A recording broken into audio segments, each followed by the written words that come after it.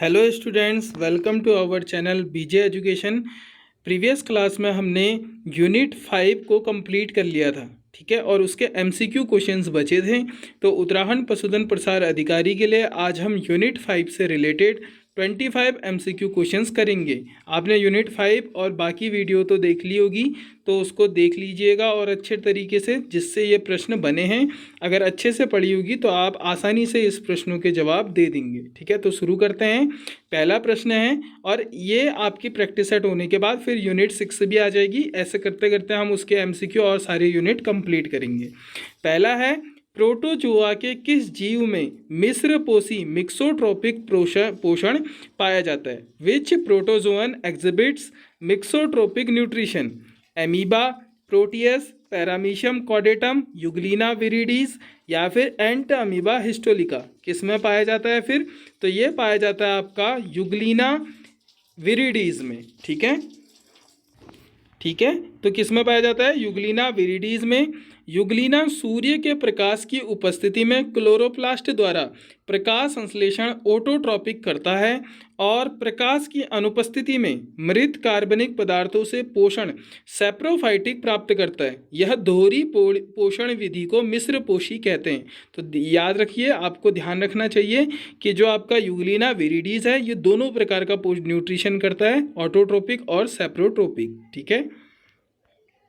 Euglena undergoes holophytic nutrition via photosynthesis in light and turns saprophytic in darkness. Next प्रश्न को देखते हैं। Malaria परजीवी प्लाज्मोडियम में मानव शरीर के भीतर होने वाले अलैंगिक चक्र को क्या कहते हैं? What is the asexual cycle of Plasmodium in human body called? Sporogony, schizogony, gametogony या फिर कंजुगेशन? क्या कहते हैं फिर? तो इसका राइट आंसर है आपका सीजोगोनी, ठीक है। प्लाज्मोडियम का अलैंगिक जनन मानव के यकृत, लीवर और लाल रक्त कणिकाओं आरबीसी में होता है, जिसे सीजोगोनी कहते हैं। मच्छर के भीतर होने वाले लैंगिक चक्र को स्पोरोगोनी कहते हैं। तो यहाँ से आपका एक और प्रश्न बनाना कि मच्छर के भीतर होने वाले लैंगिक चक्र को क्या कहेंगे? स्पोरोगोनी। तो नोट कीजिएगा, ठीक है। Asexual reproduction in humans is schizogony, sexual phase in female Anopheles mosquito is sporogony. अगला प्रश्न, लिस्मेनिया डोनोवनी का कीट वाहक कौन है? Which is the insect vector of Leishmania donovani? कौन सा है फिर? सीसी फ्लाई है या फिर हाउस फ्लाई है, सैंड फ्लाई है या फिर मॉस्किटो है? क्या है? तो इसका राइट आंसर है option number C, sand fly, ठीक है। लिस्मेनिया डोनोवनी द्वारा कालाजार, काला बुखार होता है। तो अब कालाजार किससे होता है करके भी प्रश्न बन सकता है। तो लिस्मेनिया डोनोवनी, और इसका संचरण फ्लैबोटोमस के काटने से होता है, सैंड फ्लाई के काटने से होता है। सीसी मक्खी ट्रिपैनोसोम की वाहक है। तो ये जो सीसी मक्खी है, ये किसकी है? ट्रिपैनोसोम की वाहक है, ठीक है। प्रश्न संख्या 4 है, साइकॉन के रेडियल कैनाल किस विशिष्ट कोशिका परत द्वारा आस्तरित होते हैं? Which specific cell layer lines the radial canals of Sycon? Pinacocytes, choanocytes, porocytes या फिर एमीबोसाइट्स? किससे होते हैं फिर? तो इसका राइट आंसर आपका ऑप्शन नंबर बी, कोएनोसाइट्स या फिर कॉलर कोशिकाएं। स्पंजों का मुख्य लक्षण कोएनोसाइट्स या कोलर कोशिकाओं की उपस्थिति है। साइकॉन में ये कोशिकाएं केवल रेडियल कैनाल में पाई जाती है और जल प्रवाह भी बनाती है, ठीक है। Choanocytes are unique flagellate cells lining the radial canals of Sycon, driving water through the canal system. Next question है, स्पंजों में कंकाल की कंटिकाओं का निर्माण करने वाली कोशिकाएं कहलाती है? Spicule forming cells in sponges are termed as scleroblast, archaeocytes, myocytes या फिर क्रोमोसाइट्स? क्या कहलाती है? तो ये कहलाती है आपकी स्कैलोब्लास्ट, ऑप्शन नंबर ए। कैलकेरियस या सिलिशियस कंटिकाएं स्पिक्यूल्स विशेष एमीबॉइड कोशिकाओं द्वारा स्रावित होती है, जिनको स्कैलोब्लास्ट कहते हैं। आर्कियोसाइट्स पूर्ण सख्त टोटीपोटेंट कोशिकाएं होती हैं, ठीक है। नेक्स्ट प्रश्न है, ऑरिलिया के जीवन चक्र में साइफिस्टोमा से एफाइरा लार्वा बनने की अलैंगिक प्रक्रिया क्या कहलाती है? What is the asexual process of forming ephyra from scyphistoma, ठीक है, साइफिस्टोमा इन ऑरिया कॉल्ड, क्या कहते हैं फिर इसको, एंसिस्टमेंट कहते हैं, मेटाजेनेसिस कहते हैं, स्ट्रोबाइलेशन कहते हैं, या रीजनरेशन कहते हैं, क्या कहते हैं, तो इसको कहते हैं स्ट्रोबिलाइजेशन, ठीक है। साइफिस्टोमा पॉलिप चरण में अनुप्रस्थ विभाजन ट्रांसवर्स फिजन की एक श्रृंखला होती है जिसे खंडन या स्ट्रोबिलाइजेशन कहते हैं, जिससे तस्तरी नुमा एफाइरा लार्वा बनते हैं, ठीक है। Strobilation is the transverse segmentation of the scyphistoma polyp to produce free swimming ephyra larva. Next प्रश्न है, ऑस्ट्रेलिया की ग्रेट बैरियर रीफ प्रवाल भित्ति के किस प्रकार का सर्वोत्तम उदाहरण है। Australia a great barrier reef is a prime example of which type of coral reef, fringing reef, तटीय प्रवाल भित्ति, बैरियर रीफ, अवरोधक प्रवाल भित्ति, एटॉल प्रवाल वलय, या कोरल पिनेकल प्रवाल शिखर, क्या कहलाती है फिर, तो ये कहलाती है आपकी बैरियर रीफ, अवरोधक प्रवाल भित्ति। अवरोधक प्रवाल भित्ति बैरियर रीफ तट से काफ़ी दूर होती है और समुद्र के बीच एक विशाल दीवार की तरह खड़ी होती है। ऑस्ट्रेलिया की रीफ दुनिया की सबसे बड़ी बैरियर रीफ है। A barrier reef runs parallel to the shore but is separated by a wide lagoon. The great barrier reef is the largest globally. Next question है, टीनिया सोलियम का संक्रमण मानव शरीर में किस अवस्था के अंतर्ग्रहण से होता है। Human infection with Taenia solium occurs by ingesting which stage, hexacanth larva, oncosphere, cysticercus bladder worm, या फिर मिरासीडियस, किससे होती है फिर, तो ये होती है आपकी option number C, cysticercus bladder worm, ठीक है, या फिर सिस्टिकस लार्वा भी आप कह सकते हैं। मनुष्यों के लिए संक्रामक अवस्था सिस्टिकस है जो सुअर के मांसपेशियों वाले मांस मीजली पॉक में पाई जाती है। Injection of undercook pork containing cysticercus larva transmit intestinal taeniasis to human. Important है, देखिए ये टीनिया सोलियम जो आपका फीता कृमि होता है, इससे प्रश्न बनते हैं, ठीक है। और अधपके मांस जो आपका सुअर का होता है उसको खाने में मतलब उसमें आपका पाया जाता है क्या होता है, सिस्टिकस लार्वा, इसके वजह से होता है, ठीक है। नेक्स्ट प्रश्न है आपका, नर और मादा एस्केरिस को बाह्य रूप से कैसे पहचाना जा सकता है। लैंगिक द्विरूपता, how can male and female Ascaris be distinguished externally. नर मादा से लंबा होता है, नर का पश्चिम सिरा मुड़ा हुआ होता है और उसमें पीनियल स्पिक्यूल होते हैं, मादा का आकार मुड़ा हुआ होता है और नर में चूसक पाए जाते हैं। क्या राइट आंसर है फिर इसका, ऑप्शन नंबर बी, जो नर का पश्चिम सिरा मुड़ा हुआ होता है और उनमें पीनियल स्पिक्यूल्स होते हैं, ठीक है। नर एस्केरिस छोटा होता है और उसका पिछला भाग वक्राकार कर्व्ड टेल होता है, जिसमें मैथुन के लिए 2 पीनियल स्पिक्यूल्स बाहर निकले होते हैं, जबकि मादा सीधी और लंबी होती है, ठीक है। Male Ascaris is smaller with a J shaped curved posterior end holding cloacal penial setae, ठीक है। तो आपको ये भी याद रखना है कि ये जे शेप्ड का होता है और ये बात आपकी एस्केरिस की चल रही है, तो आप नोट बनाते रहिएगा, ठीक है।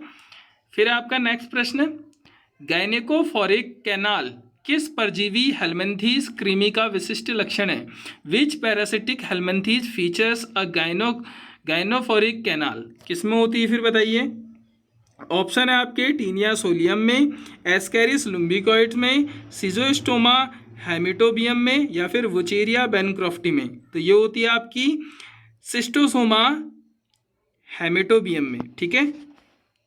जो आपका सिस्टोसोमा है रक्तफ्लूक एक लिंगी चपटा कृमि है। नर के वेंट्रल भाग में एक लंबी खांच होती है जिसे हम गायनोकोफोरिक कैनाल कहते हैं, जिसमें मादा मैथुन और जीवन भर के लिए निवास करती है। मेल सीजोस्टोमेटा has a ventral group called gynaecophoric canal to carry the longer thinner female.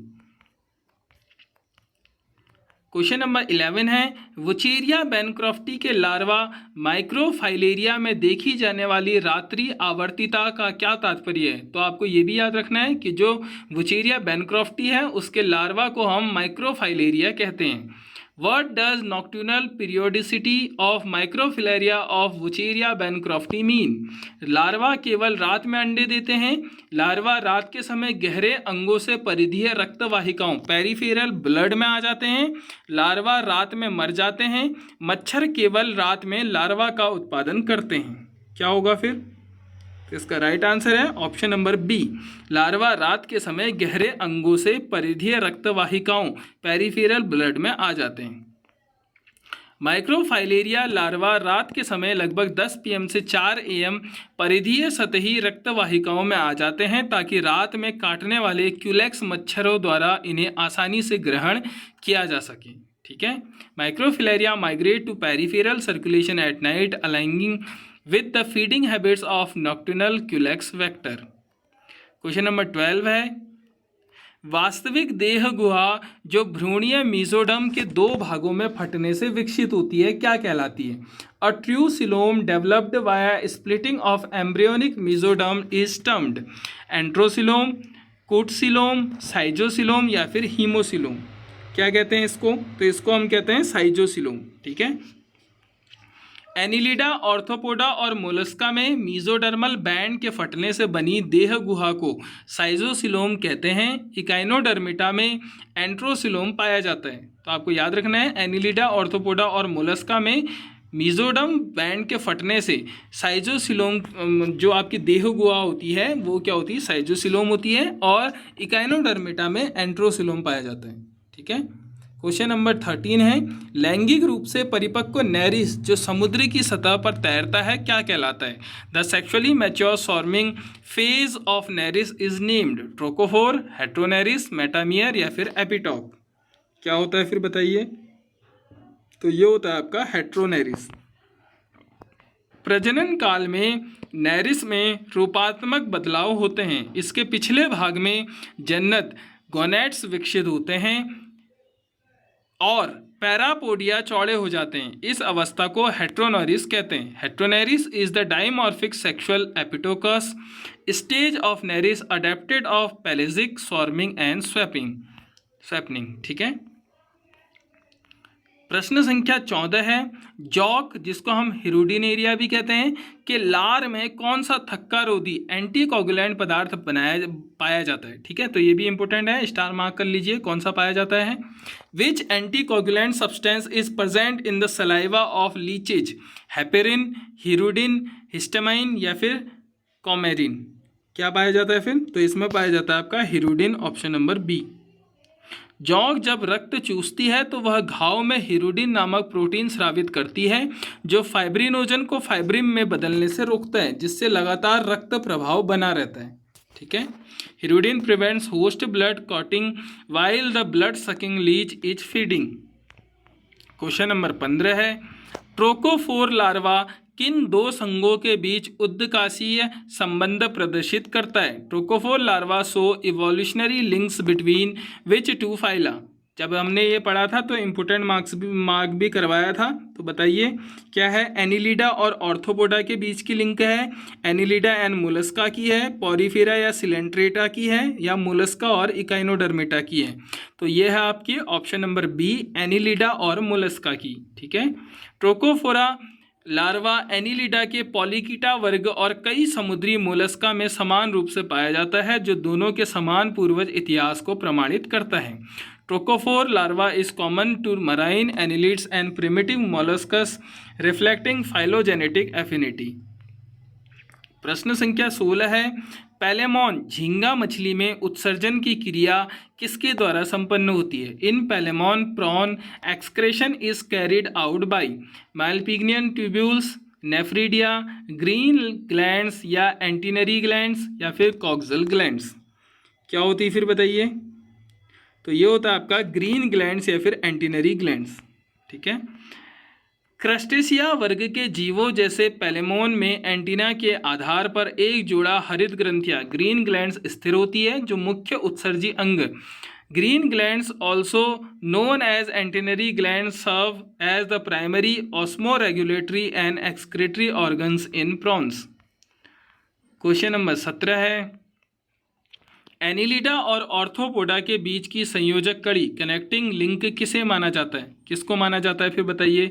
Which organism is consider the connecting link between Annelida and Arthropoda? Peripatus, Limulus, Neopilina या फिर काइटन। किसको माना जाता है? तो इसका राइट आंसर है ऑप्शन नंबर ए, पेरिपेटस। ठीक है, पेरिपेट्स ओनिकोफोरा वर्ग में अनसंदित पैर और नेफ्रिडिया एनिलिडा के लक्षण तथा ट्रैकिया व हिमोसिल ऑर्थोपोडा के लक्षण दोनों पाए जाते हैं। पेरिपेटस या Peripatus exhibits a blend of annelidan and arthropodan character serving as a classic transitional form. प्रश्न संख्या 18 है, निम्नलिखित में से किसे जीवित जीवाश्म लिविंग फॉसिल्स कहा जाता है जिसमें बुक गिल्स पाए जाते हैं? Which of the following is termed as living fossils possessing book gills? Palaemon, Limulus, Periplaneta या फिर एफिस मेलिफेरा। तो क्या होगा? तो इसका राइट आंसर है ऑप्शन नंबर बी, लिमुलस, जिसे किंग क्रैब भी कहते हैं। लिमुलस एक प्राचीन ऑर्थोपोड है जो बिना किसी संरचनात्मक परिवर्तन के लाखों वर्षों से जीवित है। इसमें श्वसन हेतु पटलिका रूपी बुक गिल्स होते हैं। Limulus king crab belongs to Merostomata exhibiting archaic features and respiratory book gills. ठीक हो गया। क्वेश्चन नंबर 19 है, डेंगू और चिकनगुनिया वायरस का मुख्य संचरण करने वाला मच्छर वाहक कौन सा है? Which mosquito is the primary vector for dengue and chikungunya viruses? Anopheles culicifacies, Culex pipiens, Aedes aegypti या फिर मैंसोनिया यूनिफॉर्मिस। कौन सी है फिर बताइए? तो इसका राइट आंसर है option number C, Aedes aegypti. ठीक है। एडीज मच्छर, जिसे टाइगर मच्छर भी कहते हैं, दिन के समय काटता है और डेंगू, चिकनगुनिया या येलो फीवर फैलाता है। Aedes aegypti mosquito is the vector of arbovirus like dengue and yellow fever. प्रश्न संख्या 20, चूहों पर पाया जाने वाला कौन सा कीट वाहक प्लेग ब्लैक डेथ महामारी का कारण बनता है? Which flea vector found on rodents cause the plague pandemic? Pediculus humanus, Xenopsylla, cheopis, Cimex, lectularius या फिर मस्का डोमेस्टिका। क्या होगा फिर? इसका राइट आंसर है option number B, Xenopsylla cheopis. ठीक है। Xenopsylla cheopis oriental rat flea संक्रमित चूहों से इंसानों में प्लेग की बैक्टीरिया यार्सिनिया पेस्टिस का स्थानांतरण करता है। प्रश्न संख्या 21, पाइलिया में जल के प्रवेश के समय उसकी रासायनिक शुद्धता व गुणवत्ता की जांच करने वाला संवेदी अंग कौन सा है? Which sensory organ in Pila tests the chemical nature of incoming water? Radula, osphradium या फिर स्टोटसिस्ट या स्पर्शक। तो क्या होगा फिर बताइए? तो इसका राइट आंसर है ऑप्शन नंबर बी, ऑफ्रेडियम। ऑफ्रेडियम एक कीमो रिसेप्टर रसायन संवेदी अंग है जो इनकरेक्ट करंट साइफन के पास स्थित होता है। यह भोजन और जल की गुणवत्ता का परीक्षण करता है। प्रश्न संख्या 22, गैस्ट्रोपोडा वर्ग के लार्वा विकास में होने वाले टॉर्सन का मुख्य परिणाम क्या होता है? What is the major consequence of torsion in gastropod larval development? पैर का लोप हो जाना, कवच का 2 भागों में टूटना, विसरल मांस का 180 डिग्री घूम जाना जिससे गुदा अग्र भाग में सिर के ऊपर आ जाता है, या फिर आंखें पीछे की ओर विस्थापित हो जाना। क्या होता है? तो ये तो हमने पढ़ा था, ऑप्शन नंबर सी जो है, जो विसरल मांस है 180 डिग्री घूम जाता है और गुदा अग्र भाग में सिर के ऊपर आ जाता है। ठीक है। टॉर्सन के कारण पाचन तंत्र यू आकार का हो जाता है और मेंटल गुहा व एनस अग्र दिशा में आ जाते हैं। इससे शरीर में असमिति पैदा होती है। Torsion rotates the visceral hump by 180 degree rendering nerve cords looped and shifting the anus anteriorly. ठीक है। अगला है प्रश्न संख्या 23, कीमती सच्चे मोती ट्रू पर्ल्स बनाने वाली समुद्री सीप का वैज्ञानिक नाम क्या है? What is the scientific name of the marine oyster that produces high quality pearls? पीला ग्लोबुसला, यूनिको पिक्टोरियम, पिनकेडा वल्गुरिस या फिर आपका सेफिया ऑप्सिनेलिस। क्या होगा फिर? तो इसका राइट आंसर है ऑप्शन नंबर सी, पिंकटेडा वल्गेरिस। ठीक है। पिंकटेडा वल्गेरिस पर्ल ऑयस्टर मोलस्का के बायवल्विया वर्ग का जीव है जो मेंटल परत द्वारा सुंदर प्राकृतिक मोतियों का निर्माण व्यावसायिक स्तर पर करता है। Pearl oyster of the genus Pinctada are widely used in commercial pearl culture. प्रश्न संख्या 24 है, इकाइनोडर्मेटा में मैड्रीपोराइड प्लेट का मुख्य कार्य क्या है? What is the main function of the madreporite plate in echinoderms? भोजन चबाना, मैस्टिकेशन, अंडे देना, स्वैपनिंग, जल संवहन तंत्र में समुद्री जल के प्रवेश को नियंत्रित व छानना, फिल्ट्रेशन, प्रकाश का संवेदन, फोटो रिसेप्शन। क्या है फिर? तो इसका राइट आंसर है ऑप्शन नंबर सी, जल संवहन तंत्र में समुद्री जल के प्रवेश को नियंत्रित व छानना।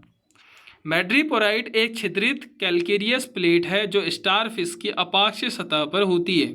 यह एम्बुलेक्रल जल संवहन तंत्र के भीतर पानी के इनफ्लो को रेगुलेट करती है। Madreporite serves as a sieve plate regulating outer water entry into the stone canal. ठीक है, जो आप कहना चाहिए। अंतिम प्रश्न है, एस्ट्रेसी तारा मछली का सबसे पहला मुक्त तैरने वाला द्विपार सम्मित लार्वा कौन सा है? Which is the initial free swimming bilaterally symmetrical larva of Asterias? Brachiolaria larva, bipinnaria larva, pluteus larva या फिर वेलिगर लार्वा? तो क्या है? तो इसका राइट आंसर है option number B, bipinnaria larva. निषेचन के बाद गैस्ट्रुला चरण बाइपिनेरिया लार्वा में बदल जाता है जिसमें सीलिया के 2 लूप होते हैं। यह आगे चलकर ब्रैक्योलेरिया लार्वा में रूपांतरित होता है। The first larval form the starfish is bipinnaria followed later by the brachiolaria stage. ठीक है, तो यहाँ पे हमारे यूनिट 5 के 25 इंपॉर्टेंट क्वेश्चंस कंप्लीट होते हैं और इसके बाद हम यूनिट 6 को कवर करेंगे, फिर उसके एमसीक्यू, फिर यूनिट 7, ऐसे करके आपका आगे चलते रहेगा। बीजे एजुकेशन के चैनल में पहली बार आए हैं तो चैनल को सब्सक्राइब करें। यदि कोई भी प्रॉब्लम आ रही है आपको सिलेबस के रिगार्डिंग या कुछ, तो आप DM भी कर सकते हैं। मेरा फ़ोन नंबर है आपका 7906477180। ये जो PDF है अभी टेलीग्राम पे बैन लगा है तो इसलिए वहाँ अपडेट नहीं हो रही है। जैसे ही नीट का एग्ज़ाम होता है शायद 22 या 23 के बाद आपका टेलीग्राम से बैन हट जाए तो उसके बाद आपकी वहाँ आपकी PDF आ जाएगी। यदि अभी किसी को इमरजेंसी है या उसको तुरंत पढ़ना है तो आप व्हाट्सअप कर सकते हैं। व्हाट्सअप का नंबर वैसे तो मैंने आपको बता दिया है, फिर भी आप चैनल में भी देख सकते हैं। चैनल के जो बायो है वहाँ आपको मिल जाएगा, आपको ईमेल ID मिल जाएगी। और यदि आपने सारी चीज़ें कवर कर ली है और प्रैक्टिस सेट देना चाहते हैं तो आप प्रैक्टिस सेट भी बाई कर सकते हैं। प्रैक्टिस सेट बाई कैसे करेंगे? आप व्हाट्सअप में ही मैसेज करेंगे और वहाँ आपको प्रैक्टिस सेट मिल जाएगा। एक प्रैक्टिस सेट 49 का है, बाकी अगर आप सारे प्रैक्टिस सेट लेंगे तो आपके लिए कुछ डिस्काउंट लग जाएगा। ठीक है, प्रैक्टिस सेट देना इसलिए ज़रूरी है, ज़रूरी नहीं है आप मेरा ही प्रैक्टिस सेट खरीदो, आप कहीं से भी कर सकते हैं, टेक्स्ट बुक से कर सकते हैं या फिर आप कोई बुक खरीद सकते हैं। ठीक है, लेकिन बुक में शायद मटेरियल आपको उतना मिले नहीं क्योंकि पशुधन प्रसार अधिकारी की प्रैक्टिस सेट की बुक शायद अवेलेबल नहीं है कहीं भी। तो आप देख सकते हैं, प्रश्न करना बहुत ज़रूरी है, निगेटिव मार्किंग से बचना। टाइम मैनेजमेंट के लिए आपको प्रैक्टिस सेट की ज़रूरत पड़ती है। बाकी आपके ऊपर है कि आप प्रैक्टिस सेट कब देना चाहते हैं। एग्ज़ाम वैसे 12 जुलाई को तो दिखा रहे हैं लेकिन शायद उस टाइम PGT बायोलॉजी का पेपर होना है तो कई बच्चों ने ज्ञापन दिया है आयोग को। अगर उस पर कोई भी अपडेट आती है तो आपको इन्फॉर्म कर दिया जाएगा। ठीक है, मिलते हैं नेक्स्ट वीडियो में, तब तक के लिए अपना ध्यान रखें।